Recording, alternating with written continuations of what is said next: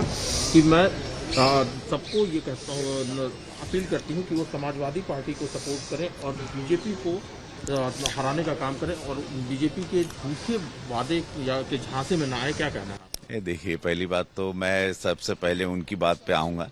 मैं धन्यवाद देना चाहूंगा यशस्वी प्रधानमंत्री नरेंद्र मोदी जी को, गृह मंत्री अमित शाह जी को और ये संकल्प पत्र बनाते हुए हमारे पूज्य योगी महाराज जी को कि अद्भुत ऐसा ऐतिहासिक संकल्प पत्र, इतने बड़ा प्रदेश कभी सोच नहीं सकता था, जहां किसानों से लेके बेटियों से लेके पेंशन से लेके रोजगार, चीनी कारखाने, वो सारे बंद चीनी कारखाने, सब कुछ को एक भविष्य देते हुए तो ये ऐतिहासिक संकल्प पत्र है, जिससे एक नया उत्तर प्रदेश एक ऊंचाई पर बढ़ेगा। एक और ये संकल्प पत्र ने हमारी सीटें को और बढ़ा दिया।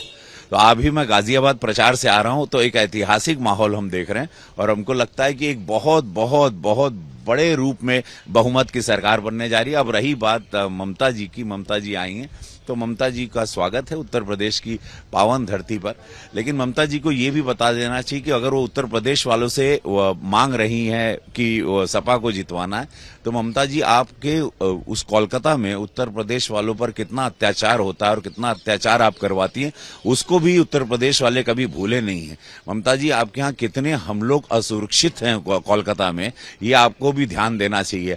आप मांग रही वोट और किससे मांगने आई है? गुंडों से मांगने आई है, माफियाओं से मांगने आई है, बाहुबलियों से मांगने आई है, उत्तर प्रदेश को असुरक्षित करना चाह रही हैं।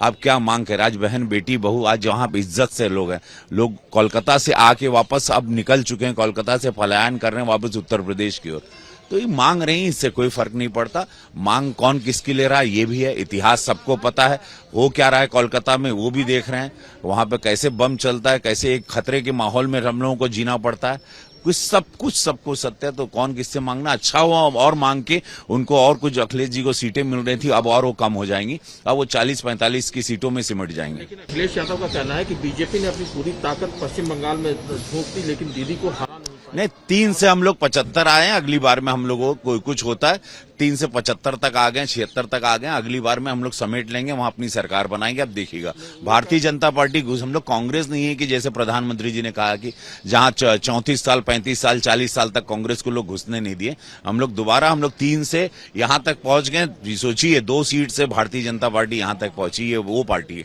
विश्वास हम लोग का बड़ा होगा, अगली बार कोलकाता में हम लोगों की सरकार होगी, वो दिन दूर नहीं है। कुछ कमी बेसी हो गया था, लेकिन अब हम लोग निकाल लेंगे। लेकिन वो कह रहे हैं कि बीजेपी के मौसम का हवाला देकर उत्तर प्रदेश नहीं आ रहे, क्योंकि इनको हार का अंदाजा हो। नहीं, ऐतिहासिक जीत हो गई। अभी हम गाजियाबाद से आ रहे हैं, मेरी रैली आप लोगों के टीवी पे देखिएगा, कवर करिएगा, अभी मैं वहीं से आ रहा हूं। ऐतिहासिक रैली है, जनता बाहर निकल रही। पहले तो साइलेंट वोटर हुआ करते थे बीजेपी के, इस टाइम का वोटर चिल्ला रहा है, बोल रहा है उसको बीजेपी की सरकार चाहिए, डबल इंजन की सरकार चाहिए। पूज्य महाराज जी को कोई खोना नहीं चाहता। एक आखिरी सवाल है, संकल्प है अमित शाह जी ने कही है कि 300 से ज्यादा सीट दिलाइए उत्तर प्रदेश की जनता से, और उन्होंने कहा है कि लता मंगेशकर जी की याद में Lata Mangeshkar performing art academy Uttar Pradesh में खोला जाएगा।